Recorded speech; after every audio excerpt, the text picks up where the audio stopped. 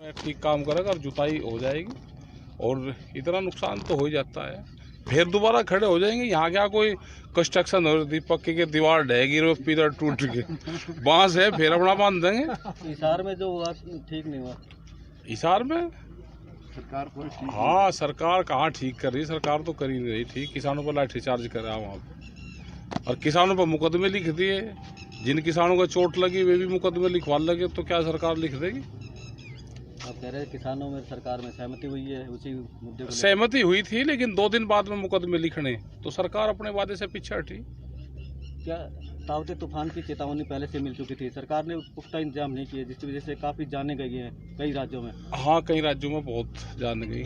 तूफान की स्पीड भी बहुत ज़्यादा थी, यहाँ तो नहीं इतना ज़्यादा नुकसान हुआ। आज देखने आए, पूरे सर्वे करने आए आज, और सब लोग, राजा राम जी, अमला राम जी, सब लोग हैं यहाँ पे, युद्धवीर सिंह, सारी पूरी टीम आई कि भाई यहाँ किसी चीज़ की ज़रूरत तो नहीं है, नुकसान ज़्यादा तो नहीं हुआ, तो सारी चीज़ें देखने यहाँ पे आए आज। काफ़ी लंबा आंदोलन चल चुका है, लेकिन तो ज़्यादा लंबा कहाँ हो गया, 6 महीने तो हुए अभी, ज़्यादा लंबा कहाँ हो गया?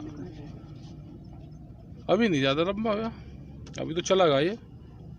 इंतजाम अब बरसात के करने इनको, क्योंकि अब पहली बरसात थी एक, तो इससे पता चलेगा कि कहाँ पानी आएगा, कहाँ से छत टपकेगी, कहाँ कच्चा हुआ है, तो ये कंस्ट्रक्शन करे। और ज़्यादातर चादर अब लगेंगी, पक्के हुए होंगे।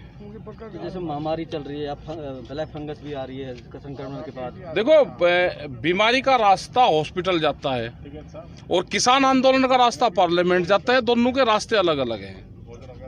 ये कोई एक जगह थोड़ा मिलेंगे भाई। कोई बीमार होगा तो हॉस्पिटल जाएगा, सरकार कहीं काम की है। सरकार को हॉस्पिटल पे काम करना चाहिए, सरकार को स्कूल पे काम करना चाहिए। जो भी इलेक्शन लड़ रहा है वो दूसरे उस पर काम कर रहा देश में, तो अब काम हॉस्पिटल पर उस पर होना चाहिए। तो संक्रमण से जैसे कई जगह ऑक्सीजन की कमी से भी मौत हुई है, तो उसमें हमने सरकारों को लिखा कि आप गाँव में हॉस्पिटल, ऑक्सीजन हॉस्पिटल बनाओ। और यूपी में बहुत जगह गाँवों में वो उस पर ट्रायल हुआ। हमने भी इन जगह वो सिलेंडर खरीदे और वो दिए, तो उनसे बहुत लोगों की जान बची। जो सिख संगठन है उनने भी वहाँ पे गाजियाबाद में ऑक्सीजन हॉस्पिटल उन्होंने चलाया, लंगर चलाया उसका।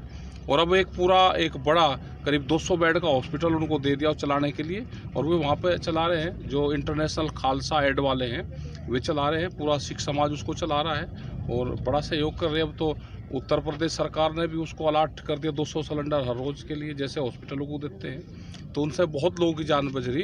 तो हमको चाहिए कि हमको ऑक्सीजन हॉस्पिटल अलग से गाँवों में बनाने पड़ेंगे। उस पर सरकारों को कहा है, तो उस पर कुछ सरकारें, खास करके उत्तर प्रदेश और उत्तराखंड ने वहाँ पे काम शुरू करा है, और अपने संगठन के लोग भी लग रहे हैं। और हमने ये कहा सरकारों को, जहाँ पे हमारे संगठन की ज़रूरत हो आप बताओ, हम आपकी हेल्प करेंगे उसमें, इस बीमारी में हम हेल्प करेंगे उसमें। कई जगह देखा जा रहा है कि जिस संदेश ये है कि गवर्नमेंट को कंट्रोल करना चाहिए, उस पर जो निगरानी कमेटी है वो करे। क्योंकि अगर किसी का कोविड आ गया तो 5 लाख रुपए उसे चाहिए, और फर्जी कोविड भी वे बताते हैं। तो जब तक सरकार इसको अपने हाथ में नहीं लेगी पूर्ण रूप से, इस बीमारी की मॉनिटरिंग सरकार नहीं करेगी, तो जब तक काम नहीं चलेगा। दूसरी शिकायतें ये भी आई कि जिन लोगों ने पॉलिसी ले रखी है और जिन्होंने करोड़ रुपए की पॉलिसी भी जिन्होंने करवाई, जिनकी 10 लाख 20 लाख रुपए की पॉलिसी भी है, उसको भी इसका लाभ नहीं मिल रहा। उन लोग कहते हैं नहीं कैश जमा करो, भाई पॉलिसी अगर उसने करवा दी, हेल्थ पॉलिसी, तो उसका लाभ मिलना चाहिए। ट्रांसपोर्टर है हमारे, गाड़ियां खड़ी है, उनकी किस्त जा रही है।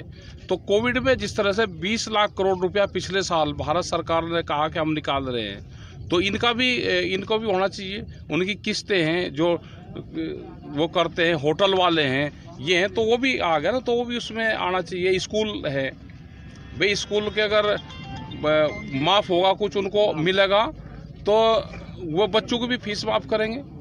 तो वो सब जो भी व्यापार कर रहा है उसको इसका लाभ मिलना चाहिए। ये नहीं कि कुछ आप इंडस्ट्रीज को और बड़े लोगों को लाभ दे दोगे कि उनका नुकसान हुआ। नुकसान तो जो छोटा आदमी भी काम कर रहा है, नुकसान तो उसका भी है।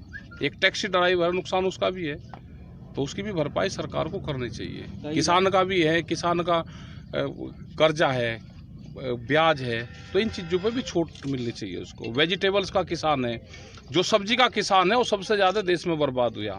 वो पिछले साल भी हुआ और इस साल भी। दूध का किसान है, वो वहाँ तक नहीं आ पाता, अपनी मंजिल तक नहीं जा पाता, उसको रोकते हैं। लॉकडाउन में बहुत नुकसान हुआ और किसान अपने खेतों की जुताई कर रहा है, तो उसका भी उसका लाभ मिलना चाहिए। तावते तूफान का असर कई राज्यों में हुआ। हाँ, कई लेकिन में। प्रधानमंत्री तो गुजरात में सबसे पहले गए, क्या बाकी राज्यों में नहीं गए तो क्या? जाना चाहिए उनको, सब जगह जाना चाहिए। प्रधानमंत्री वो गुजरात के थोड़ा है, पूरे देश के प्रधानमंत्री हैं और वहाँ पे जाना चाहिए सब जगह। और सब जगह जो फंड है प्रधानमंत्री रिलीफ फंड से, उससे उनको पैसा देना चाहिए जहाँ जहाँ पे भी नुकसान हुआ है। तूफान से जितना नुकसान हुआ है उनको, कोविड से जितना नुकसान हुआ है, तो भारत सरकार को देना चाहिए वो सब। किसान डटा रहेगा, किसान कहीं नहीं जाता, किसान यहाँ से जाएगा नहीं कहीं भी जब तक कानून वापसी नहीं होंगे, MSP